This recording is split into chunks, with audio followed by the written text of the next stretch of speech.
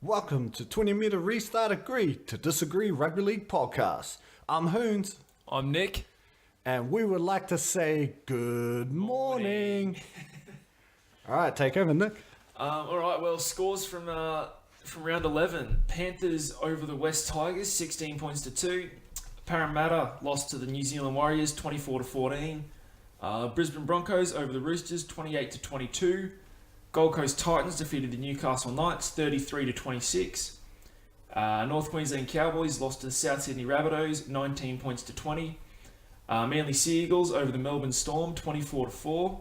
St George Illawarra Dragons, 25 over the Canberra Raiders, 18. And Cronulla Sharks, 22 over the Canterbury Bulldogs, 16. Hoonz, which team impressed you the most this round? I gotta say, the team that impressed me the most this round, Nick, is the Brisbane Broncos. It was a fantastic game. Your team came out after last week's loss against the Manly Warringah Sea Eagles, and they proved a point. They always bounce back. And without a couple of their stars. No Matt Gillett. Without their entire back row. No Josh Maguire. No Alex Glenn. Jordan Kahu, you can throw his name. He's still injured. Yep. It's just crazy, dude. Like, I was so impressed. And, you know, the moment that really made me think New South Wales was when Jimmy the Jet took off. Jimmy the Jet changed the whole entirety of that game. Was 7 minutes left, approximate. 7 minutes left in the game. You just see Jimmy the Jet take off. There's nothing the Roosters could do. The speed of the man is just ridiculous. And it was a clutch play. It was a clutch play because it became 22-all when Isoko got the kick. And then we seen Isoko score a try to win the game. Yep. It was unbelievable, man. I give you credit. Your Broncos are still in the hunt for the 8. They're just amazing. And the Cowboys need to take a page from their book. What about you, man? Who impressed you the most? Yeah, no, I completely agree. The Broncos, I was really concerned going into a game against the Roosters without the entirety of the back row. Exactly. You know, Jaden Searle, Offengowie, and was it Pangai Jr. as the back row? Young guns of the Broncos. Which, yeah, don't get me wrong, they're talented players, but going up against the Roosters back row, I really wasn't confident in them. But they did their job. And what a battle of the forwards that game had. Dylan Napper, I don't know where he's come from, because I haven't seen that side of him all year. But He came out firing. He was so hungry. He gave so many big hits. Him and Matt Lodge and him and Corbin Sims had a pretty good battle all night. But I think Napper came out on top. I think so too. Completely. He just dominated the forwards in the middle. So strong. There were so many battles as well for Origin. Obviously, Littrell versus Jimmy on the centres. Oh, wasn't that a fantastic battle? Yep. McCulloch versus Friend for hooker. Just so good. It was so good to watch. Such a good game. I love that battle of the centres, Mitchell and Roberts, and they were going head to head, and it basically was you punch, I punch, you punch, I punch, and then Jimmy the Jet just took over. The last laugh. Had the last laugh. He just, I just can't speak highly enough about that guy. That guy's amazing, man. That was phenomenal. So moving on to our first point today, I wanted to mention sin bins. Now this was a record high for the NRL this round. 15 sin bins over the weekend. 15 sin bins. That's almost 2 a game. So what are your thoughts on the sin bins at the moment? Are they getting too prevalent? Are they necessary, or I mean, where do you stand? Yeah, man. Well, I'm just surprised that that the teams in the NRL haven't clicked yet. You know, it's taken them 11 rounds. What? We're in round 10 this week? That was round 11. Or round 11. That's even worse. Yeah. They set a precedence over the course of the year so far, the referees, especially on their line. Now, if the defensive team is making infringements during the 20-metre line, which is usually where the sin bins have come from, it's up to the coaches and the team itself to fix up that problem. So they carry on with the game. Yeah. And we're seeing it. We're seeing two sides of the stories. We're seeing teams that have been sin bin, but then they've come out on top. But then it can be a detriment to that team when they lost the player, obviously. Yeah. As you would. I'm not happy with the amount of sin bins and penalties. As a true rugby league supporter, growing up in New Zealand, I always used to mock the union side of things with penalties after penalties. Yep. It's just ridiculous. The NRL, with all that's going on in maybe one of the games, is that it's a higher penalty rate. It's a higher penalty rate than a bloody rugby union game. Yeah. My issue is, though, that I don't necessarily blame the referees. A lot of these penalties are actually penalties. Yeah, well, and players just aren't adjusting to it. Especially the 20, like we said, the 20-metre zone, the red zone. Yeah. So, and that's where all the infringement's coming from. And even then, they're really leaning on sin bins. To me, a professional foul is an immediate sin bin. I think that's immediate 10-minute sin bin. Exactly. I think other infringements, especially if they've given warnings, I think that... do you think that it should be 5 minutes? No, I stand by the 10 minutes. I think it is an 80-minute game. So I think 10 minutes is... It's only an eighth of the game. So to me, it's still all right. 10 minutes is always going to be a fair punishment. There's no point adjusting the rule for, whether it was a little bit lenient towards, maybe it was just a bit of a professional foul or it's 50-50. No leniency. It's either professional foul or it's not 10 minutes or nothing. So... I think they even were inconsistent with it over the weekend. I can't remember which game it was. It might have been Panthers, West Tigers, but they conceded a penalty about 20 metres out, defending their line, the Panthers, and then they conceded one defending their line like in the following set, and that was an immediate sin bin for that player. I believe it was Trent Merrin. Could be wrong, but it was immediate sin bin. No warning given. It was a second penalty, and I stood by that. I thought, geez, good decision. Sin bin. He's defending his line. They've already conceded a penalty there. That's a sin bin. Whereas the Sharks the other night against the Bulldogs conceded a penalty about 40, 50 metres out and then conceded 3 consecutive penalties defending their line, and then the referee gave them a warning. And I thought, that's ridiculous. You're playing the exact same game and you're going to give them 3 or 4 opportunities before you give them a warning? Like that's rubbish. No, you're defending your line, you concede a penalty. 90% of the time, that's a professional foul and you should be immediately sin bin for it. So I was really upset with that inconsistency. Sorry, I got a little worked up over that. Yeah, you did. But it was just something that really frustrated me over the weekend, that there was inconsistency in the same round. This is 3 or 4 games later. They're doing things differently. So I'm not sure what's happening with the referees, but they seriously still need to have a sit down. I think they don't even know what's going on. That's a problem. That's a problem when there's no clear direction about where they're going. See, we've seen a lot of infringements in the ruck, especially the platable area at the start of the season. Yep. That's all gone.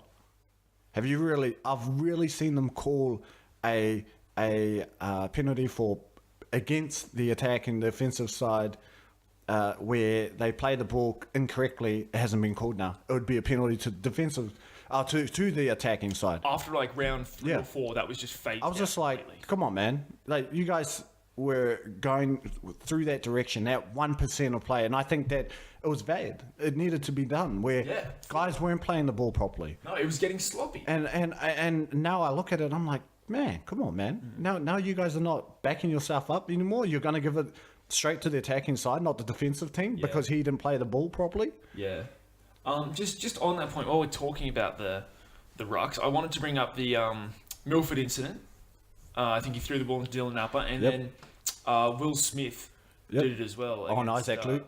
Against the Warriors, Yep. So, what are your thoughts on that? Honestly, I don't like it. I think since the rules are in place for them, by all means use it.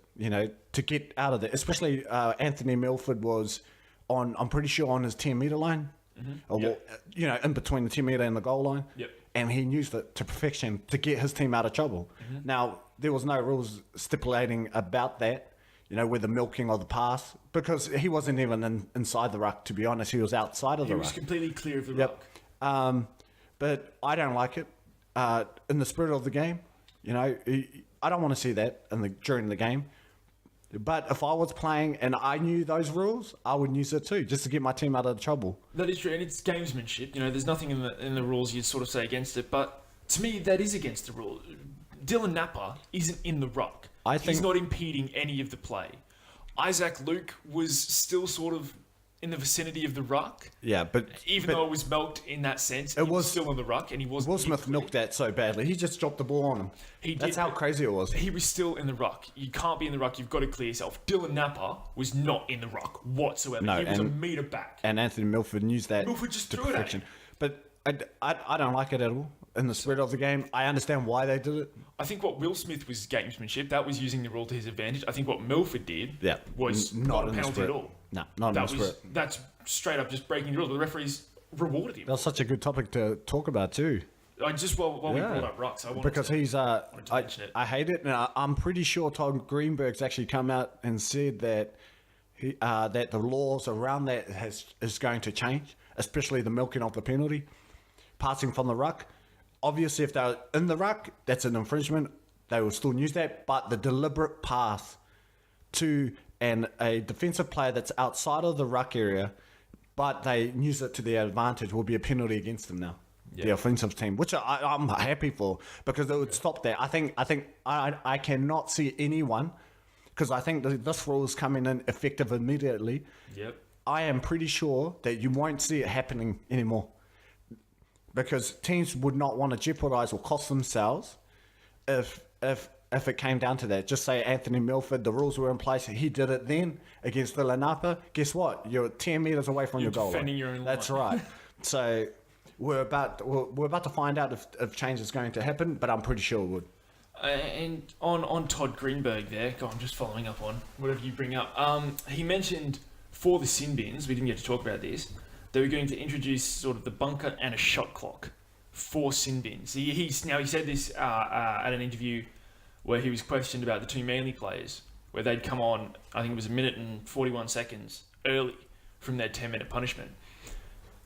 So to me there, I was really upset with his response. He sort of completely avoided the question. He was very elusive in saying, we'll just add a shot clock and introduce the bunker to sin bins. No. Which, to me is rubbish. It is rubbish. What can't you decide on the field about exactly something being a sin bin and something that's not? I think that they try to put the blame on the Melbourne Storm club because it was their home ground, but I think that considering it's the NRL, under the NRL banner, and especially with sin bins that are going on, it should be up to the NRL to officiate the matches, especially that sin bin, because I felt sorry for the Melbourne Storm when they came on early. Yep. Because anything could happen in a minute. It was the NRL officials. Todd Greenberg has owned that. He said it was the officials. That's great, because as I said, is that it should always come back to them. But he's owned the argument to sort of.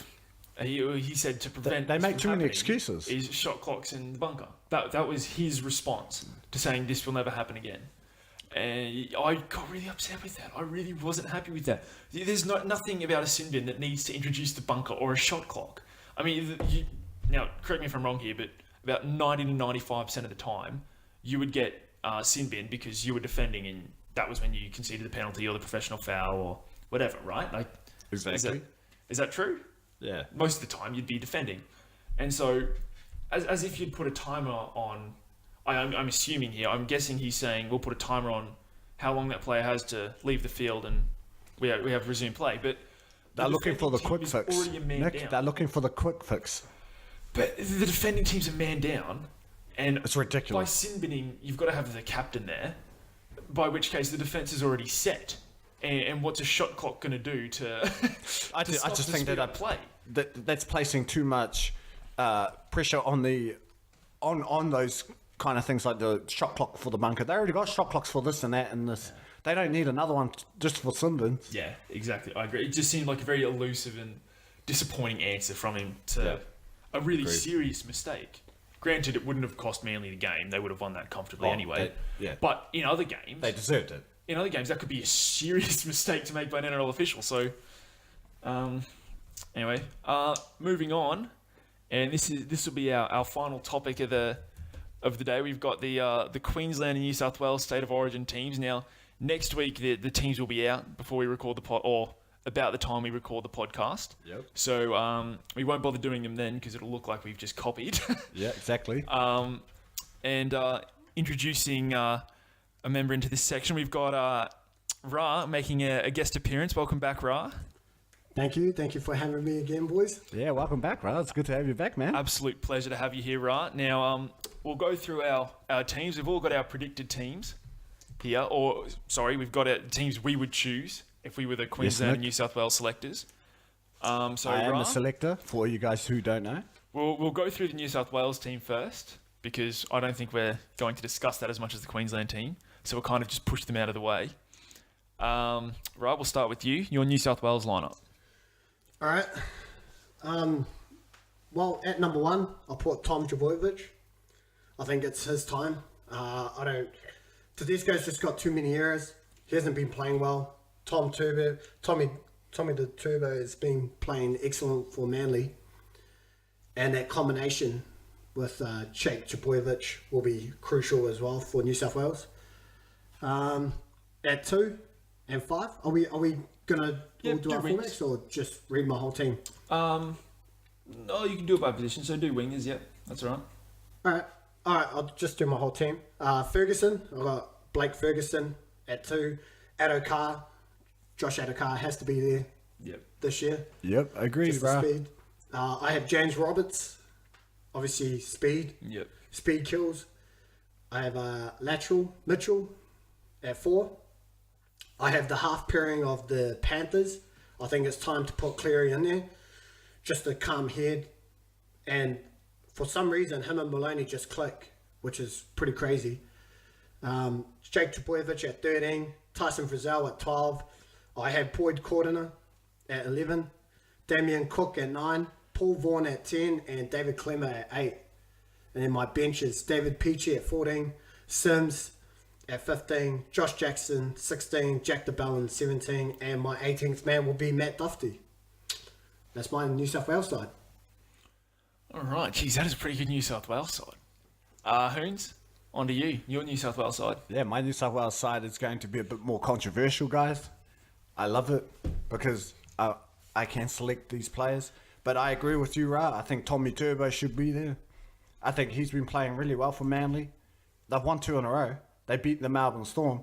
But I agree with you. It's the combination that he has with his brother. Now, obviously, Jake Trbojevic will be my 13. So we just get the Trbojevic brothers out the way. Now, I agree with you. Ferguson and Addo-Carr are my wingers. I have James Roberts there because him and Addo-Carr, the 2 quickest men in the NRL. Yep. Like Ra said, speed kills. Speed kills. Then I have a selection here from the St. George Illawarra Dragons, Ewan Aiken. I think Ewan Aiken deserves it more than Latrell Mitchell. I think he's stronger. I think he can defend Greg Inglis. He's proven it. He's done it. And he's beaten Greg Inglis one-on-one on attack. So it would be an interesting battle and see if he can step up to that level. But I think it's his time. He deserves it. Dragons are on top of the table. Well done, Ewan Aiken. You made my side. New South Wales team. Maloney and Cleary are my halves. Maloney is my captain. Yes, you heard that. Maloney is my captain. I think that he's proven that he's a championship caliber player. He's an elite player. Wherever he goes, he's a success. He's a success story. Nathan Cleary, a young guy with an old head. He's so mature for his age in the game of rugby league, especially the half. His goal kicking will be crucial. That's He's right. a 92% goal kicker You this year. have Nathan Cleary who can goal kick, and then if he gets injured, it doesn't matter anyway because Maloney will kick. So it's just that they've got 2 high caliber goal kickers, which as we will talk about soon, that's what Queensland's going to struggle with. I would have my forward pack. My front row is Paul Vaughan, Damien Cook, and David Clemmer. Yep. Tyson Frizzell is my would be my number 11. But the controversial thing is that Boyd Corden has actually dropped out of my team. He's not in my team at all. And Jack DeBellin will take his place because Jake Trbojevic is my lock forward. Jack DeBellin deserves it. Like I said, those Dragon players finally should get a crack more than any Rooster player or other players that are there. My 14, I'll go through it quickly. 14, Tyrone Peachy as that interchange utility role. Then you have Aaron Woods, Jimmy Tamo, and Dale Finucane to round it off. Boom. That's not bad. That's a good team. That's an all right team. All right, my New South Wales team. I've actually gone against you guys. I've still gone Tedesco at fullback. I don't think Trbojevic has done enough to kick Tedesco out of that position. I think Tedesco had it last year. Tedesco played pretty well in Origin, not out of his skin, but he still played solid. And I think to kick someone out after they've played like that, you have to really be performing. And to me, Tommy just isn't really performing enough to kick Jimmy out. I've got Interesting. Ferguson and Addo-Carr as my wingers. Loser. I've got now you actually really justified your selection of Ewan Aitken, and I really agree with a lot of what you said. But I've actually gone Jared Croker. I just want to see him play State of Origin. Whether he's in form or not right now, I don't care. I would love to see him. I would not go against that pick. I'm a huge fan of Jared Croker, but there's no way he's going to get selected. No, probably not. I still in your would team love to though. see him there. I like it. Yeah. And sorry, Jimmy Roberts is my other centre. Stole your guys' halves pairing, Maloney and Cleary. I mean, as if you'd go anyone else, really. I just want to say this, Nick. With Jared Croker in your side, that means you have 3 elite goal kickers. Thank you. Exactly. I've got same front row as you, Hoonz. I've got Paul Vaughan, Damien Cook, and David Clemmer. My second rowers are Boyd Corden and Josh Jackson. And my lock is Tyson Frizzell. On the bench, my utility is Matty Moylan. I think he's more versatile than Peachy. I think Peachy can play centre and can sort of slot into 5/8, but not really. Hooker. Can play hooker. Peachy. Lock forward. You don't usually use your utility for those roles, though. Second rower. That's sort of you'd be using your number 14 pretty desperately if you're putting him in the front row or second row. To me, anyway. So I've got Matt Moylan because he can slot into fullback better than Peachy. He can slot into 5/8 or half, better than Peachy would. And I like Matty. I think he's just a good kid. Number 15, I've gone DeBellin. 16, Jake Trbojevic, and 17, James Tarmier. That's my bench. That's my New South Wales team. I don't really have anything to justify my bench with. I mean, it's a solid bench. That's a pretty solid team. Good team. My vote's actually with Ra. I think Ra's chosen the best team. Not as good as my team. No, look, I'm backing Ra. Ra's got the best New South Wales team. Stop lying, Nick. What's the? We'll move on now. It's a good team. We'll go to the Queensland State of Origin team. Now, this is where the discussions will start. Hoonz, we'll start with you this time. Your Queensland team, please. Who have you got? How about we do this right? How about we all go through it and who we picked for fullback, and if we have something different during our lineup, we got to see if what's like why did you pick them? So we'll sort of create a consensus team. Yeah, because we're all Queenslanders here. Okay. We all support Queensland. And this is going to be difficult considering of the circumstances. Yep. So, Very subject to so change. my fullback is Billy Slater. Do you guys agree? Obviously. Yeah. Agree. No need to justify. Nah, I don't think we really need to talk about Billy. Not at all. I've got my wingers. Now, here's my wingers. Darius Boyd and Dane Gagai. Now, I've heard a lot about Darius, where he should not be selected. But you can't go against a champion. That's what happened last year. That's exactly what happened. That's exactly what happened. So, Darius Boyd deserves the first crack on that left wing with a combination of Greg Inglis. They are the highest try-scoring pair, the most devastating centre wing pairing of all time in Origin. Yep. You can't go against that. Yeah. What about you, Nick? Ra? I fully agree. I've gone. I agree. Boyd and Gagai on my wings. That simple, eh? I think simple. so. Now, our centre, obviously, our centres are GI and Will Chambers. I Agree. Agree. You know, I wouldn't be opposed to putting Gagai into number 4 and then putting Val Holmes on the wing. I wouldn't be opposed to that. I'm not a big fan of Will Chambers. He's You've solid. got to give him a crack. You've got to give him first crack because he's been successful. So I would just say that. But I wouldn't mind that either. No, well, if not that. Well, let's see how game 1 goes. Yeah, that's because right. you know Will Chambers will be there. Yeah. Fair enough. Yeah. And Inglis is captain. Yeah. Yes, You're right, Inglis is right? captain. You're right. Inglis is captain. Well done, thank you. Okay, so my halves are Cameron Munster and Michael Morgan. What about you, Ra? I hear what you're saying, Hoonz. I hear what you're saying. But to me, Morgan hasn't really stepped it up for the Cowboys thus far. It's still early in the season, but for me, it's Munster, and it's time for Ben Hunt to be in there. Just for this first game. Ben Hunt and Cameron Munster. Like you said, with New South Wales a lot, the Dragons have been flying high. Ever since he's been there, the Dragons are scoring the most points at the moment, most tries, most points, most goals, most possessions, most contact meters, tackle breaks, and he's a lot to do with that. You know, the all run meters.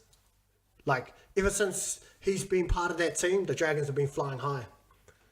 And I think with his newfound confidence, he'd be a good selection for the team. yeah, for sure. And he'd be someone to develop over the next 3 or 4 years anyway. I think you guys are delusional. I think that Michael Morgan deserves the first shot at being halfback. Here's why. Michael Morgan is a proven match winner.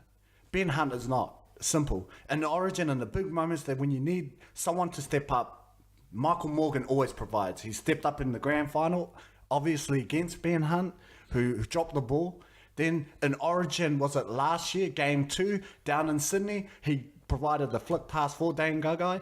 I just think that Michael Morgan, and last year he showed that he can take a team all the way to the grand final as halfback. I think he should deserve first crack. I hear what you're saying about Ben Hunt, but Ben Hunt is in my side, but not as the starting half. Him and Munster deserve that first crack. Morgan and Munster. Look, I hear what you're saying, but I mean, there's a difference to just sort of not performing at club level and really underperforming at club level. You know, you can struggle at club level. Sometimes you're not going to be at your best, and that's fine. But Morgan, to me, he's shown that he's not himself this year. He's shown that there's something going on that's really affecting the way he plays his game. I'm not sure what it is. I'm not sure if it's personal or if it's purely to do with just form in the game. But he's not there, and he's really underperforming. So to me, and Ben Hunt, exceeded expectations. So I have to put Ben Hunt there. Morgan as my utility on the bench. Not kicking him out of Origin team just yet, but just not my number two. No, he's too clutch. He's the clutch player. Fully. And but to me, it just doesn't feel like Morgan. Yeah. Morgan's injured. Morgan feels like he's only 80% at the moment. Yeah. And Origin is another level, yeah, as Morgan would know too. But him at 14 coming on as impact, just those little... Because, if Ben Hunt screws up, obviously they're going to replace him straight away. No. So we got this, guys. Nick and Ra, they both have gone for Ben Hunt as 7 and Michael Morgan as 14. And I've gone the opposite, where Ben Hunt is my 14 and Michael Morgan is my 7. All right, well, majority rules, so Ben Hunt. Number 8. All right, we're going to go for all 3, the front rows, Okay. including hooker, because that's a big one as well. Considering of the like last week. There you go, guys. Last week's podcast, breaking news. We had breaking news, and we keep up to date with our footy. Anyway, well, let's go for our front row, 8, 9, and 10. Yep. I've got Jared Wallace as my 8. I've got Dylan Napa as his front row partner. Yep. Because we need that aggression there. Yep. And now, I regard this guy as the second best Queenslander hooker, obviously after the great Cameron Smith, Andrew McCulloch. Yeah.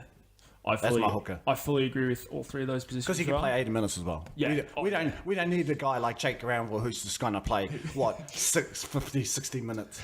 You can't afford to have that. And he's not playing well anyway. And Jake Friend lost that battle last week. Oh, fully. He Easily. made so many defensive errors, but just he proved he wasn't up to scratch with what McCulloch was. Yeah. So what's your guys' front row? Ra? If Matt Scott's fit, Yeah. it would be Matt Scott at 8. Yeah, but that's a. I agree with you, Ra. I would have Matt Scott on my side, but I'm assuming that he might be injured. He might be up And for if he's Origin. injured, I agree with the selection. Yep. Okay. What about you, Nick? Yeah. Look, I'd back that. Hard to kick Matt Scott out. Would you keep him out? Oh no, sorry, I said hard to kick him Oh, out. yeah, So I'd yeah. Put him Yeah, at 8 yeah, if he's fit. Well, Andrew McCulloch, let's just put it this way. The state of origin is all about defence. Yep, agreed. He averages 41 tackles per game. Which is insane. That's insane. So good. He's you could tell the difference. That Roosters and Broncos game really told the story. You could see that Jake Friend was looking for those hits, but defensively, how many tackles did he miss in those in those one-on-one tackles? He was getting fended off and he was flying 10 meters. You know, But you'd see McCulloch Yep. going to one-on-one. He'd never lose. And he'd almost end up dropping. I It's seen rare. It's rare. Yeah, I seen him miss 2 tackles in that game. It's rare. But his defensive workload is ridiculous. He can play 80 minutes, and he's such a clever dummy half. Well, he averages 43 metres. And that's it. Like, the thing is, he can't be Cameron Smith. He can't go out there Agreed. and just expect for the world to just fix itself, because it's hard to replace. He won't champions. bring the class, but he'll bring the workload. No Bring the doubt. tenacity. The workhorse. He'll work. He'll be a workhorse. Yeah, he'll be there. I think he would relish that role. Yeah. Okay, guys, the back row, I've gone for Gavin Cooper, I've gone for Felice Kafusi, and I've gone for Jai Arrow as my 13. For the first time in a while, it's quite difficult to actually choose your forward pack. Yep. Usually they speak for themselves, but this year with the injury with Agreed, bro. Matt Matt Gillett and Josh Maguire, They would have been automatic picks. We're just saying that, guys. Nick, what do you it's reckon? just Easily automatic Yep. picks. it's crazy. But if you have to go by form, it's definitely Jai Arrow, Felice Kafusi, and maybe Gavin Cooper is down, but his experience will help, and you can rely on that guy. Yep. Yeah, no doubt. He'll protect. I'm assuming Munster will be on the left side. So Considering Munster doesn't really need protect. Munster was a fullback, which is so handy to have when you slot them into 5'8", because they don't need any help on defense. Whereas who was I about to say? There was I'm just going to say this, Nick. Darren Lockyer needed help. oh yeah, look a little bit, but No, but that's the great Darren Lockyer. I'm not. No, there's no way I am dissing that guy. how dare you? How dare I? I wanted to point attention to Kieran Foran, because his defense is atrocious. That's not up to NRL scratch at all for any position. Who? Kieran Foran. Oh, I disagree. I totally disagree. Yeah. Kieran Foran has been struggling so much with the Bulldogs this year. He's probably one of the best defenders as a half. That side for the Bulldogs has conceded the most tries out of any defensive side for the NRL this season. Is that because of him, or is it because the centre and the winger are not? I see Kieran Foran missing tackles on a consistent basis. He needs protection out there. That's crazy. I disagree. You heard that first, guys. Statistics support me. So back to Queensland, right? All right. So Felice. So we're all gone for Gavin Cooper, Felice Kafusi, and Jai Arrow. Yep. Is that correct? Yeah. Cool.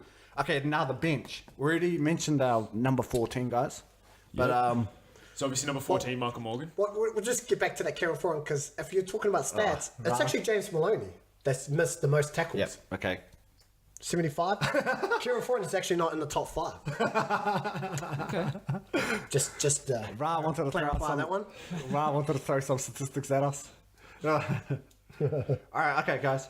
15, 16, and 17. Now I've gone for Tim Gillespie. He was there. Josh Papali. Yep. And my front runner is Corey Oates. Corey Oates deserves that damn spot. Colin Hess, and I think Corey Oates could be a massive impact. But what if Colin Hess, Scott is Colin. fit? What if Scott is fit? Would you still put Corey Oates there? Yes, I would drop Tim Gillespie. Yep, same. Okay. It would be an automatic drop of Tim Gillespie. Josh Papali's been there before, and he can. He's proven turn he's an up. impact Yep. player, even in Oregon level. Yep, he can turn up. I don't know. We're about to find out. But I truly believe Colin Hess will probably be in there. He doesn't deserve it, right? There's no way you can pick him on his form. Maybe out of loyalty, because he played last year. But at the same time, he doesn't deserve only it. played, was it 1 or 2 games last year? He played 2 because he came in game 2. 2 and 3. Okay, yes, they won, but that wasn't on the back of him. No, that was on the back of Morgan for the second game, and then Oh, the and whole team JT, for and the- JT's clutch kick. Right, okay. So Yeah. I forgot about that. My mistake. And then he gets injured in game 2, and then game 3 they destroyed New South Wales. But Corey Oates they have to find a spot for him, Yeah. No, and he can play second row. Yeah. So, and he's a big winger, And over 40 metres, he's His fast. hit-ups are so effective. They need him. So effective. I felt so sorry for Corey Oates last year for game 1 when he got dropped. He did nothing wrong. Yeah, that was He harsh. did nothing wrong. And they dropped him for Valentine Hoonz. Yeah. It's not... He wasn't the problem in that game. It was the forward pack. Yeah. And they cost him a position. So hopefully he can be in there, guys. Yeah. Ra, any disagreements with the No, not at all. disagreements? Sorry, It's actually quite a strong bench. not a bad bench. Yeah. Yeah.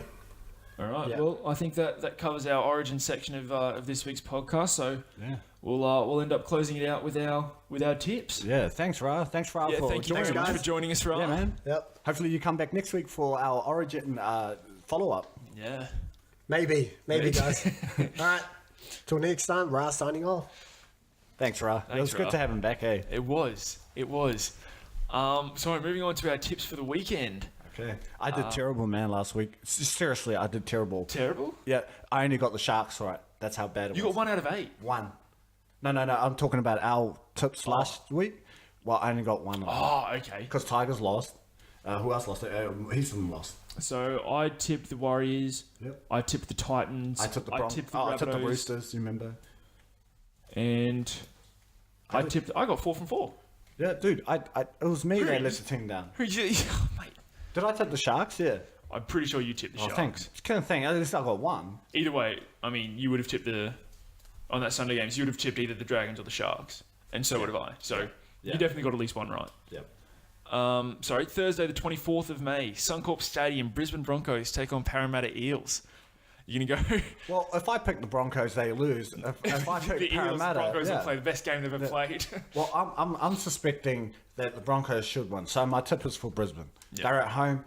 But we already know in the past that the bogey side for the Broncos, the Eels. But an inform Eels side.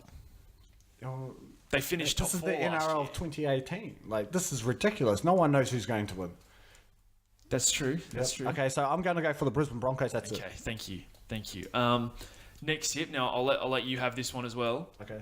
This is Canberra versus Manly at GIO Stadium Friday night. Who have you got? Manly's been playing well for the last 2 weeks. But then we know Canberra can turn it up. Yep. GIO Stadium. GIO. Okay, they don't have Upper South Coruscant, I know that. So he's quite of a loss for them. Yeah, Out of yeah, hooker. out of hooker. But I'm going to go for Canberra. Just. It's like 1%. Like, what, 0.1% that I'm just leaning towards them. Yeah. Okay. Just only because of home ground. It's very minute. Just home yeah, ground. just the home ground. Like, advantage. there's like, I can't guarantee that they're going to win. I've got to at least get 2 out of 2, please. Yeah, that's fair enough. Okay. What about you, moving Nick? on, I'll take this one. This is the Cowboys versus the Storm at 1300 Smile Stadium. You know what I'm going to say, Hoonz. I'm sorry, but I'm going to have to go the Melbourne Storm. I'm going to have to. Smith back. Yeah, I was going to say that Smith's back. You know what's even more disappointing is that it's time for change. Colin Hess should be out of the side. Jake Granville was stupid last week. Yep. The referee called him out 3 times before that kick. The goal kick. I was so angry. I just, you're a senior player. You're supposed to do things. You're supposed to lead by example. And if you hear the referee call out your name, you've got to retreat. Yep. Don't be in that 10-meter ruck. Let them get the 1 point. Who cares? We go to golden point. Yep. No, we lose the game. Yeah. I don't blame you, Nick. I do believe in my Cowboys that we can bounce back. If we beat this Melbourne Storm, where is it? 1300 Smiles? At home. If we beat the Melbourne Storm, I feel like that might jolt us, finally, kickstart our season. Because the Melbourne Storm are going to be a tough proposition, especially with Cameron Smith back. Yeah, okay. That's fair enough. I'll take the next tip just to balance, so we'd have 2 each. Okay. Saturday, 26th of May, got the Roosters versus the Titans at Central Coast Stadium. Yeah, look, I'm going to have to go the Roosters there. There's no way I'm going to back the Titans away from home. I mean, they were lucky to beat the Knights by 7 points without Mitchell Pearce. But as the season's proven, they beat the Broncos, Titans. They've beaten top anything's quality possible. sides too. Yeah, Yeah. that's okay. Okay, yeah, but I see it. I mean, logic just tells me to go with the Roosters. They perform so well. That's last what week, logic Roosters. told me last week. Yeah, well, my logic told me the Broncos soon, so... No, that was just your heart and your Yeah. loyalty. Oh, I don't know what you're talking about. So, back to you now. Over in Mount Smart Stadium, Warriors versus the Rabbitohs. This will be a good matchup. That's a great game. Isaac Luke plays, Warriors won. So, Warriors for me. Warriors? Yep. Be cool. I'd like to see that Damien Cook Isaac Luke matchup at the moment. I know. I truly believe that Isaac Luke makes the Warriors team a better side. Yep. He's proven it. He was injured in Melbourne Storm game. Yep. 16 minutes during that game, and the Warriors get destroyed. Yep. He wasn't there he wasn't there 2 weeks ago against the Roosters. Yep. They lose. They get pummeled. 32-0. He comes back and they win. Yeah. So the Isaac Luke factor too big, Yep. and they're at home. They win. What a Saturday night of footy here. Okay, The game following that, Yes. the Panthers versus the Dragons. Wow. what a weekend. That's a great weekend. Oh jeez. Who do you got? This one's on me. Dragons were not convincing last week. Who's over at the home? Raiders. Panthers are at home. It's at Panthers Stadium. You know what? I am going to back St. George. I'm going to back them. I know that's a big call, but I just feel as if they will win. Did you just tip over halfway, like 52%, 51% sure? Probably not even that. So, Okay, so same one, 0.1. yeah, it's so hard to pick. So both teams in form, both teams playing well, both teams with origin positions to fight for. So And that halves battle. Ivan Cleary. Oh, Best- Nathan Cleary, sorry. And best halves pairing. James in the game. Maloney versus Widdop and Gareth Hunt. Woodop and Ben Hunt. Yeah. What a game that'll be. So we're going for Dragons here. Well, I'm gonna back the Dragons. 2018 season, guys. Big call. Sunday the 27th, the Knights at McDonald Jones Stadium take on Cronulla. Who have you got?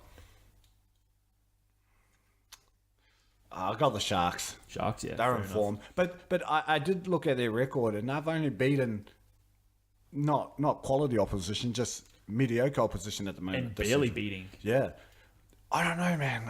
I have a feeling at home the Knights might do it, but I have to go with the Sharks. To me, the Sharks are just similar to what I said about the Broncos a few weeks ago. They're just doing what they have to win. Well, they've won 5 in a row And none of those were convincing to me. against crap opposition. Really. None of those games, So- I thought, geez, the Sharks deserved that one.